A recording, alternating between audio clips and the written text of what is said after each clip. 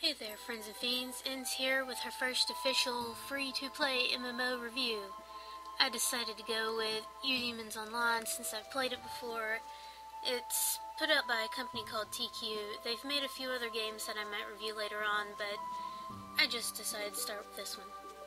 To go over the rating system, I rate a game based on graphics, story and lore, depth and development, entertainment value, creativity, and general gameplay.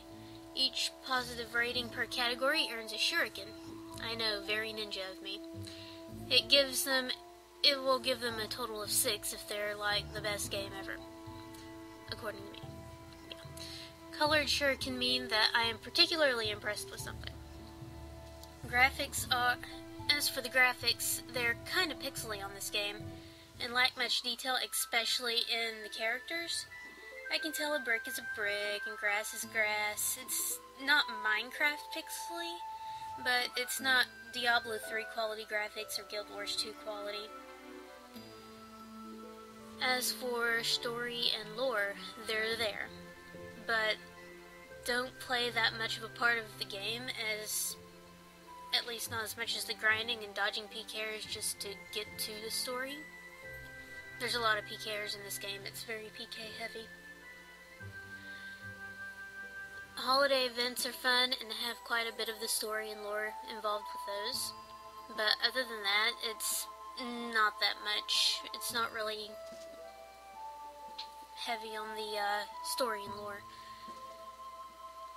I believe that there was a lot of care that went into making individual items on this game.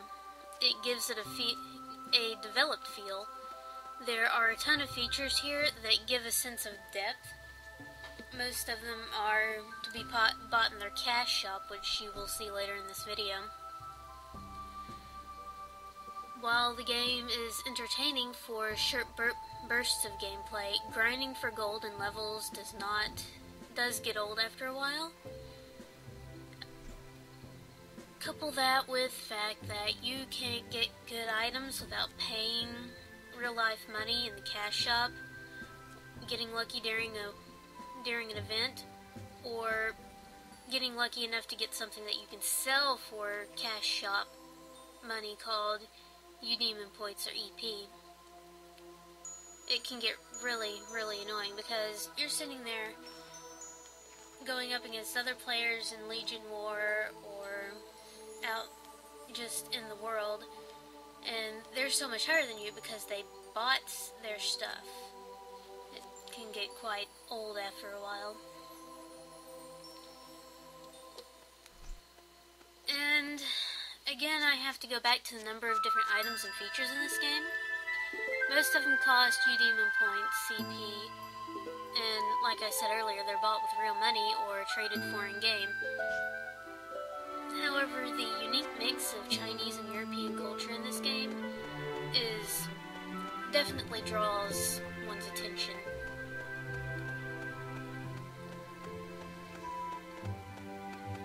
All in all, I give this game a rating of 2 out of 6 shuriken for the depth and development as well as the creativity. There is so much to do in this game, so many people to talk to, tons of quests. There's a lot of running until you can get a mount, which takes forever. But it's really annoying to have to run everywhere.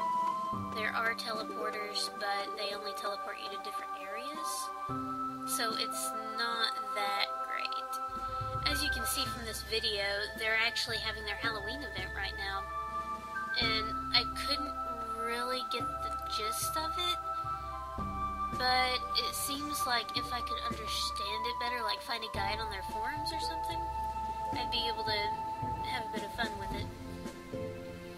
Anyway, I hope you all enjoyed this review, and will check out my other videos, both my future reviews and my vlogs. Don't forget to rate and comment on this video, and subscribe if you want to see more.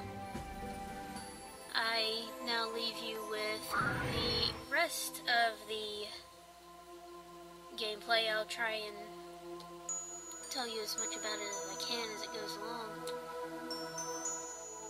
Right now you're seeing me running around with my character.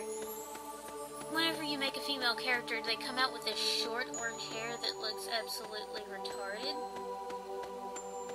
Not to offend anyone who actually is retarded, but it just doesn't look right.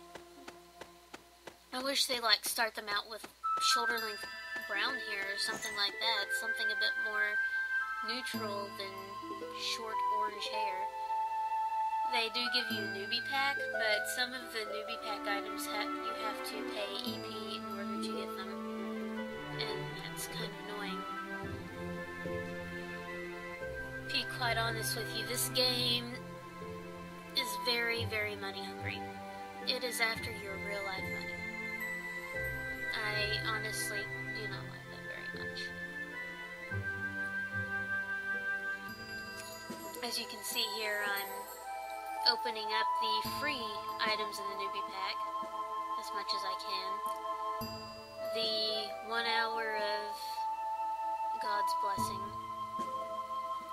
There's a few things that does that's pretty interesting, including a shop discount, which comes in really handy if you get sick of grinding for gold. Here's the cash shop I was telling you about. There's a lot of different pets in here, Eudemons, which are your friends who fight by your side in this game. I named mine Herb and Derp just because it was funny. There's so many different kinds. There's kinds for all the classes, which you can choose between a paladin, mage, warrior, or vampire. I know the vampire thing, it's... some of us honestly do, I think it's some sort of virus or something. Ever since Twilight came out, it's vampires this, vampires that. Perfect World had vampires before they became popular. I know, I'm a hipster. Moving on. The roses, men give the roses to women as a status symbol, and the more roses that the females get, the higher on in the ranks they get. And the more roses the males give, the higher in the ranks they get. They have garments that you can wear over your armor. They don't affect your stats or anything, but they just look cool. And of course, there's elite gear that you can get your hands on. It goes normal, refined, unique, elite, and super as far as quality of gear goes. And I think you can get all the way up to plus 12. And there's different gems that you can put in your armor and your weapon. The super weapons are actually really cool looking.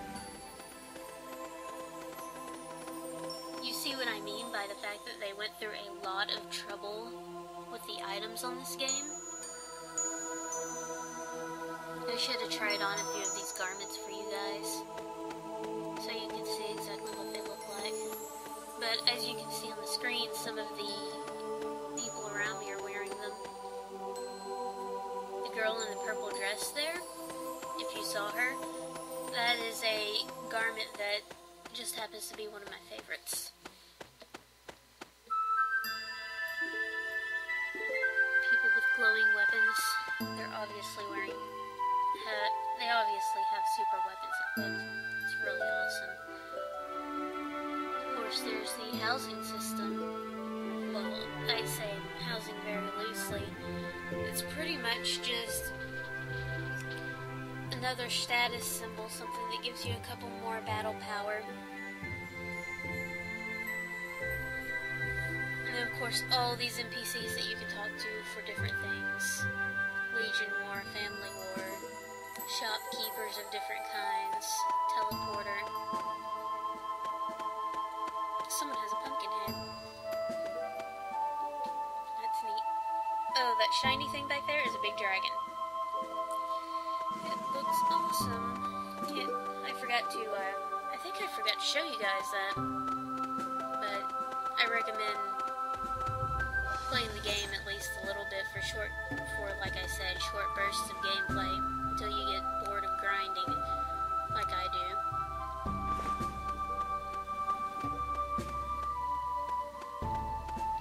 What really really annoys me is when you're out fighting things, you get these pop-ups that remind you of the end of quests, or whenever you level up, they'll want to tell you something more. It's really, really annoying because you're trying to look at the screen, you're trying to fight things that are coming at you from everywhere. And you have your two pets out beside you, also fighting everything that's coming out from everywhere. And if you don't keep your pets alive, I really should have shown you guys this too. They turn into like ghost things. They look like wraiths. The stereotype of a wraith, they're reduced to like a black ghost-looking thing, and you have to kill things in order to revive your pets. And here's the shop system, the user shops. They advertise it on World Chat, and you can go in and buy different things from them for, you guessed it, EP. Oh, all these people and their pets gathered up there. There's some really strong people in this game. I believe I showed you one earlier on. Mad Bulls. Wind beads to the face. Yes, the attack is actually called wind beads. It's kind of like magic missile, only it kind of shoots out in a cone shape and attacks everything at once.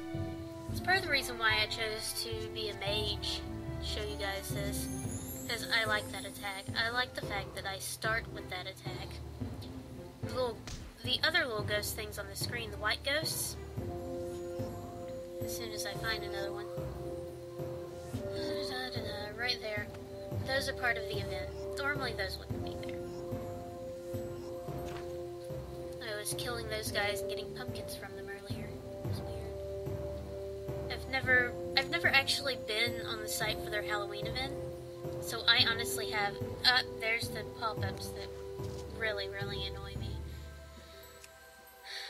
Of course, me being me, I have to at least halfway try to read it. Look at the map.